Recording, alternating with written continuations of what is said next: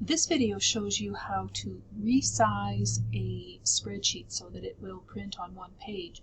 So we have a little spreadsheet right here. The easiest way or quickest way to figure out what's going on with it in terms of how it would lay out on a printed page is if you go to File and Print, and it gives you an image right there of what it would look like if it was going to print out. So for example, this would print out on 2 pages if it was in portrait orientation.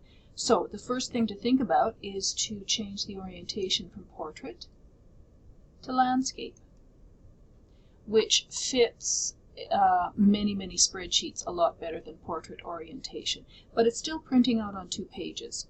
So the next thing that we can do is we can play around with the scaling. So what the scaling does is it is going to shrink everything down just to fit on one page, or basically whatever we ask it to do. So I'm going to say no scaling.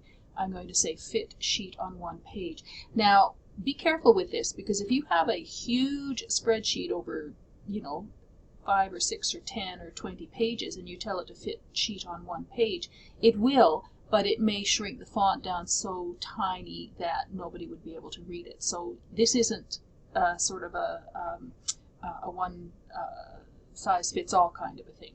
But in this case, because we just have a small spreadsheet, this will work. So I'm going to go fit sheet on one page, and that's basically what it does. Now the other thing that you can do, because the font here is a little small, the other thing that you can do is you can play around with the size of the margins. So if you go to normal margins and choose narrow, it will make the margins a little bit narrower, and it will spread the document out a little bit just to fit that one page quite nicely.